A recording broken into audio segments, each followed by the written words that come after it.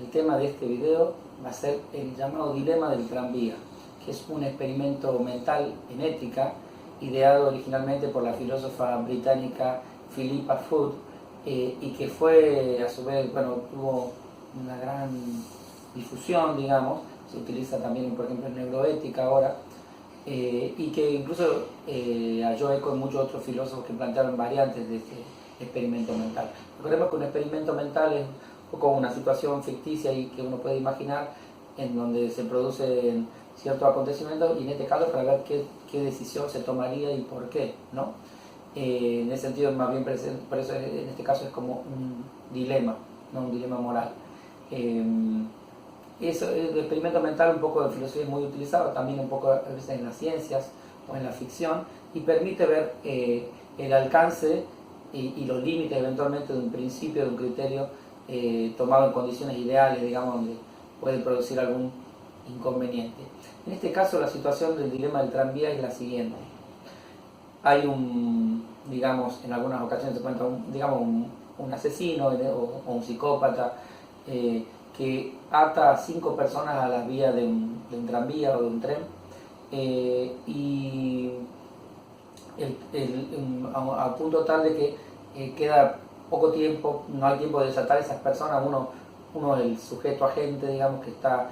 cerca de esas personas, relativamente cerca, pero no tiene tiempo de desatarlas, ni el tren, eventualmente, si uno le hiciera señas, de parar. Así que esas personas van a morir, salvo que uno pueda desviar ese tren, que existe una palanca para hacerlo, a otra vía, pero en esa otra vía también hay atada una persona, no 5 sino una, y por lo tanto, si uno desvía con la palanca el tren, no está cerca de la palanca, esa persona va a morir también. De modo que el dilema está en el dilema sobre qué es lo correcto hacer, digamos, entre si uno deja que se mueran los 5, no hay una, insisto, no hay una tercera posibilidad aquí, o jala la palanca y hace que se muera uno en vez de esos 5. Les voy a dejar unos segunditos para que piensen cuál sería su respuesta y después proseguimos, ¿no?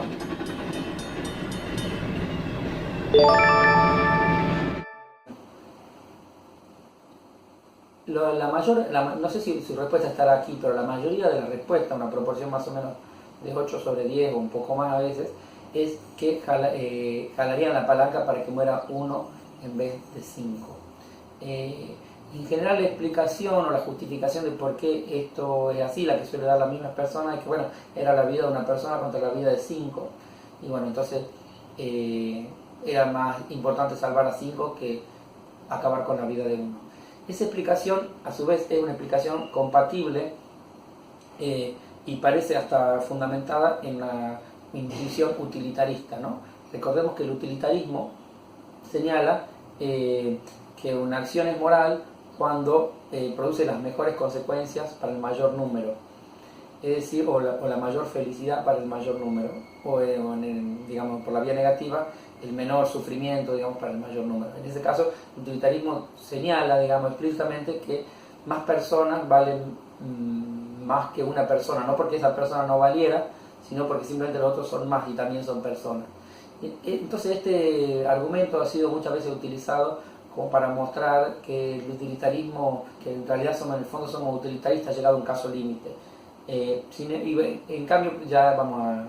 hablar un poquito de esto, pero en cambio la explicación más bien deontologista, por lo menos en la versión kantiana, que es una versión fuerte del deontologismo, y que afirma la dignidad humana, independientemente incluso de las buenas o malas consecuencias de nuestras acciones, que hay que actuar por deber, en cambio señalaría una solución distinta a este dilema, ¿no? Recordemos que una de las formulaciones del imperativo categórico del criterio moral kantiano, el principio moral kantiano, implica, digamos, que la persona es un fin en sí mismo y que nunca se la puede usar como un mero medio. Eso implica que no se puede sacrificar a una persona para ningún otro fin, incluso para salvar a más personas. De modo que la solución kantiana sería efectivamente no hacer nada, dejar que las cosas sigan su curso natural, digamos, o natural en el sentido de que iban a seguir de todas maneras, porque no puede decir, bueno, sacrifico a uno, total salvo a 5, ¿no? De modo que no es que lo sacrifica a los 5, sino que en realidad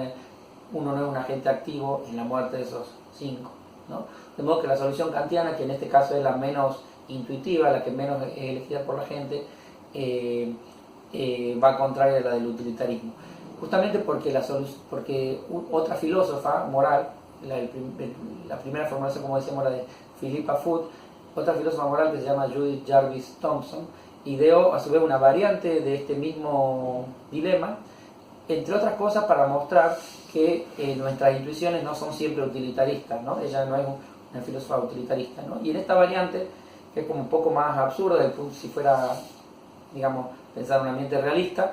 también nuevamente hay un tren que va a matar a 5 personas que están ahí atadas y que no hay tiempo para salvarlas, y arriba no hay un posible desvío, el agente moral, digamos, que tiene que tomar la decisión está arriba de un puente, el puente está justo arriba de la pasada del tren, y en ese mundo, digamos, ficcionado, lo único que podría hacer parar el tren, sin que a su vez se muera la gente del tren, se supone,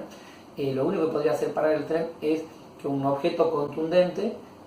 caiga sobre la vía antes de las personas y que detenga el tren, ¿no?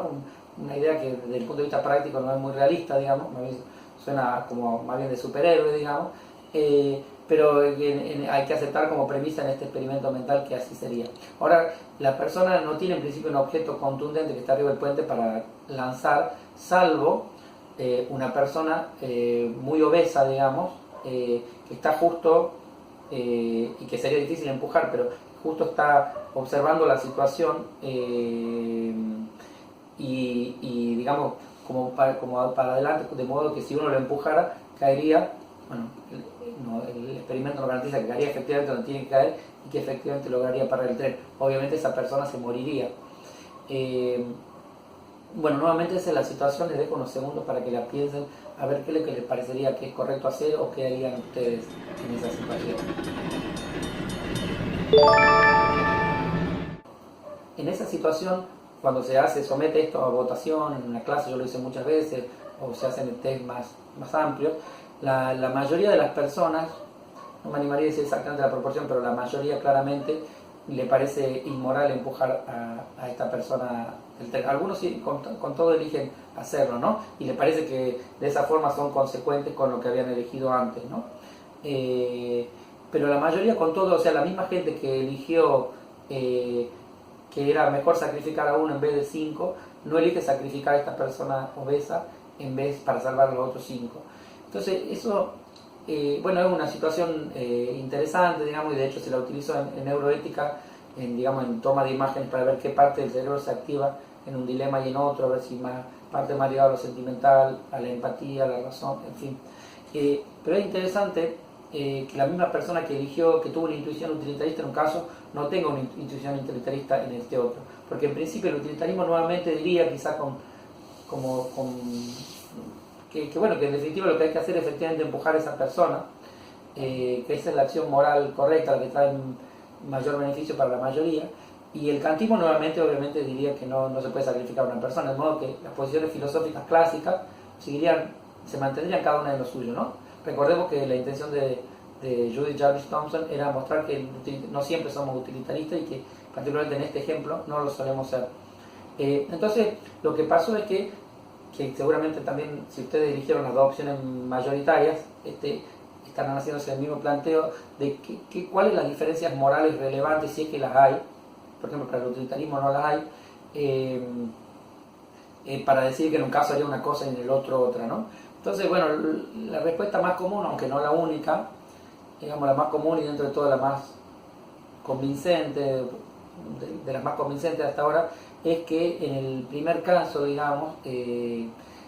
la persona no se siente que está activamente matando al otro, ¿no? O no está activamente matando al otro, sino que el daño es como primero, bueno, el daño es como un efecto secundario de la acción de salvar a 5, ¿no? Mientras que acá está activamente produciendo un daño al empujar a esta persona ahí, de modo que acá se siente como si fuera uno un asesino y en el primer caso pareciera que no. Agreguemos, digamos, desde el punto de vista psicológico, que esto de cambiar de lugar la palanca, digamos, parece algo bastante aséptico, aunque en el fondo produce la muerte de una persona que de otra forma se salvaría, ¿no? Mientras que en el otro caso uno al empujar directamente se siente que realmente está haciendo un daño de forma primaria, digámosle así, ¿no? De todas formas, estas diferencias morales, esta y otras, han sido cuestionadas, como digo, por los neoutilitaristas, por algunos neoutilitaristas y también por filósofos morales no utilitaristas como Peter Anger, que decían que no, que esencialmente es lo mismo, que estas diferencias son irrelevantes desde el punto de vista moral. Un dilema muy interesante, se lo dejo para que lo sigan pensando y nos vemos en otro video de la filosofía y sus laberintos. Chao.